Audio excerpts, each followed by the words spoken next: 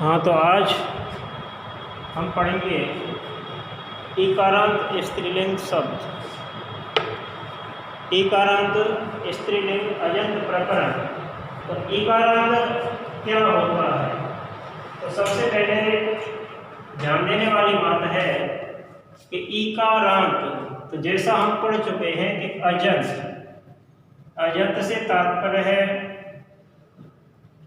अच प्लस अंत, अर्थात अच वर्ण जिनके अंत में होते हैं, जैसे राम, रमा, हरि, है ना, धेनु, गुरु, मति, नदी, अजंत। अब इकारांत, अजंत में भी इकारांत। इकारांत से तात्पर्य है इकार प्लस अंत। ठीक है। इकार से तात्पर्य है ई वर्ण। कार से तात्पर्य क्या है? वर्ण, यानी ई वर्ण जिसके अंत में हो, ऐसे स्त्रीलिंग शब्दों की व्याख्याएं, सूत्र और सिद्धियां हम आज पढ़ने जा रहे हैं। तो इकारांत स्त्रीलिंग में हमारे पाठ्यक्रम में नदी शब्द है। नदी क्या है? इकारांत, क्योंकि इसके अंत में दीर्घ ई जोड़ा हुआ है, इसलिए इसको क्या कहेंगे? इकारांत। ठीक है। तो नदी इकारांत शब्द के जो शब्द रूप हैं वो इस प्रकार से होंगे। नदी, नद्यौ, नद्यः, नदीम, नद्यौ, नदिः, नद्या, नदीभ्यां, नदीभिः, नद्यै, नदीभ्यां, नदीभ्यः, नद्या, नदीभ्यां, नदीभ्यः, नद्या, नद्यो, नदीनां, नद्यां, नद्योः, नदीषु, हे नदी, हे नद्यो, हे नद्यः। इस प्रकार से प्रथमा विभक्ति से लेकर संबोधन तक के रूप है नदी इकारांत स्त्रीलिंग की। देखो, बहुत से सूत्रों की व्याख्याएं हम पढ़ चुके हैं जिनका यहाँ भी उपयोग होगा। ठीक है। केवल दो सूत्र अलग से जोड़ेंगे नदी इकारांत स्त्रीलिंग की सिद्धियां करते समय, बाकी शेष सूत्र वही प्रयोग में लाए जाएंगे जो अब तक हमने प्रयुक्त किए हैं। तो पहला सूत्र है दीर्घात जसि। दीर्घात जसि, ये सूत्र क्या कहता है कि दीर्घ से परे जस, दीर्घ से परे जस अथवा इच प्रत्याहार विद्यमान होने पर पूर्व सवर्ण दीर्घ का निषेध होता है। पूर्व सवर्ण दीर्घ का निषेध होता है कब? जब दीर्घ से परे जस अथवा इच प्रत्याहार का कोई वर्ण विद्यमान होगा तब क्या होगा? दीर्घ का निषेध होगा। किसका निषेध होगा? दीर्घ का निषेध होगा। दीर्घ किससे होता है?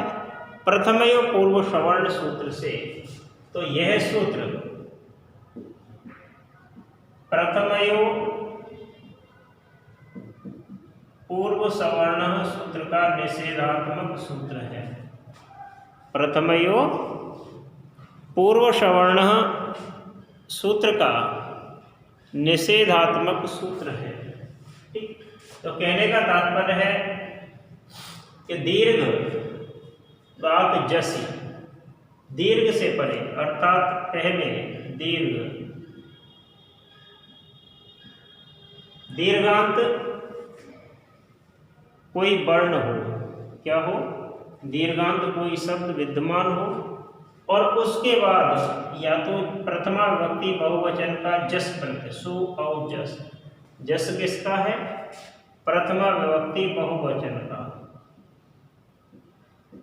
या फिर इच प्रत्याहार, या फिर इच प्रत्याहार का कोई वर्ण विद्यमान हो। अब इच प्रत्याहार में क्या आता है? इच प्रत्याहार ई उ,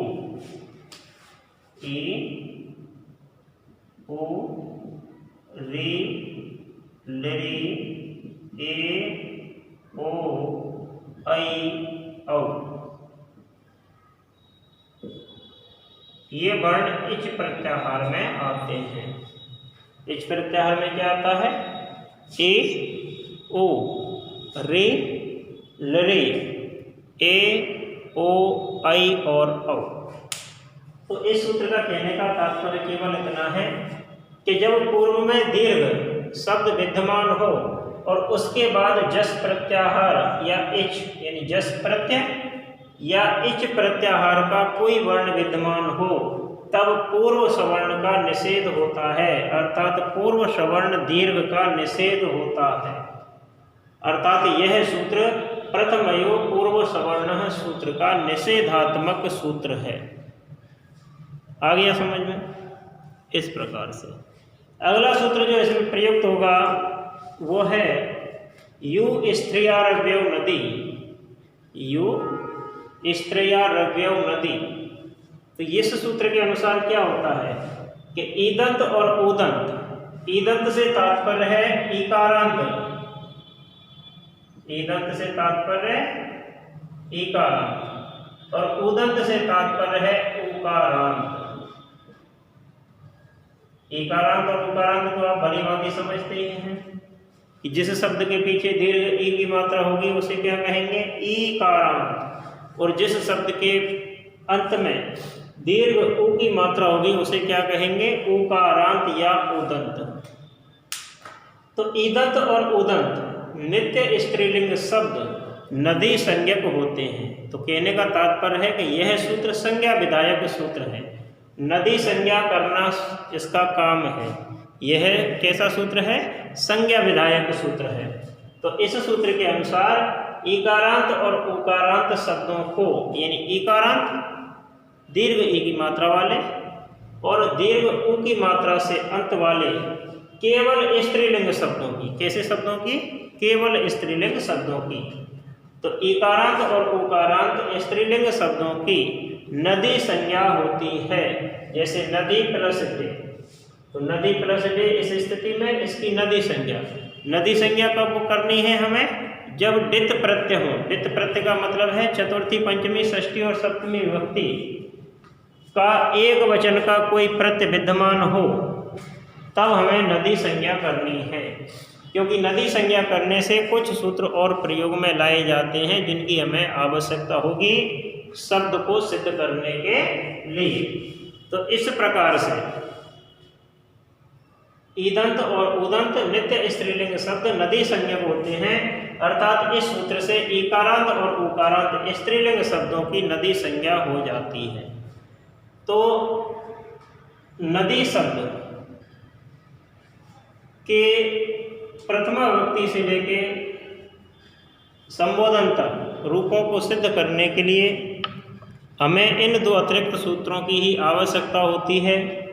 अन्य सूत्र वही प्रयोग में लाए जाएंगे जिनसे राम रमा आदि की सिद्धियां हुई हैं। राम रमा मति हम पढ़ चुके हैं। तो नदी शब्द की सिद्धि आप सभी को करनी है। धन्यवाद।